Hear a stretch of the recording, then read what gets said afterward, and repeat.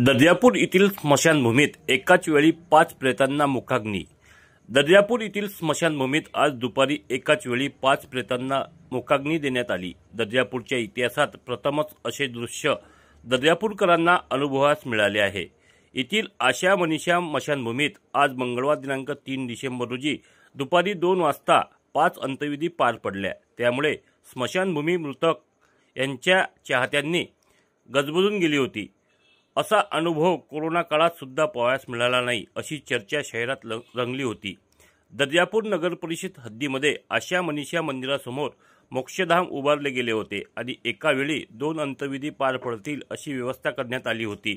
तरी सुद्धा त्याच ठिकाणी दुसरी स्मशानभूमी तयार केली गेली व एका वेळेस 4 अंत्यविधी करता येईल अशी व्यवस्था करण्यात आली होती। मात्र ती व्यवस्था कोलमडली। काल दर्यापूर तालुक्यात मोठा अपघात झाला, त्यामध्ये दर्यापूर येथील 3 लोकांचा मृत्यू झाला।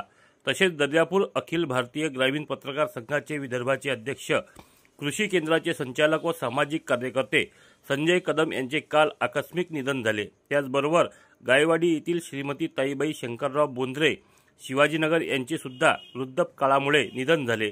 या 5ही मृतकांचा अंत्यविधी आजच करण्यात आला। त्यामुळे आशा मनीषा मंदिरासमोरील मोक्षधाम हे कमी पडले।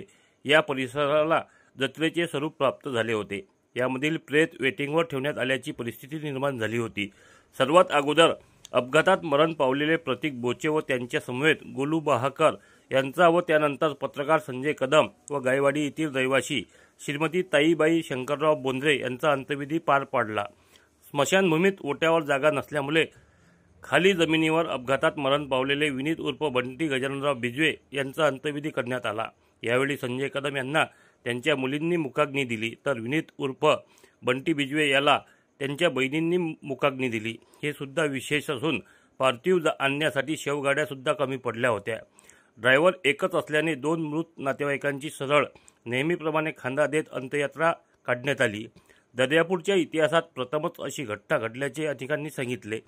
कोरोना काळात सुद्धा असा प्रसंग दर्यापूरमध्ये पाहायला मिळाला नव्हता, हे सुद्धा विशेष होते। उपस्थित सर्वांनी सामुदायिक श्रद्धांजली अर्पण करून अनेकांनी आपापल्या भावना व्यक्त केल्या।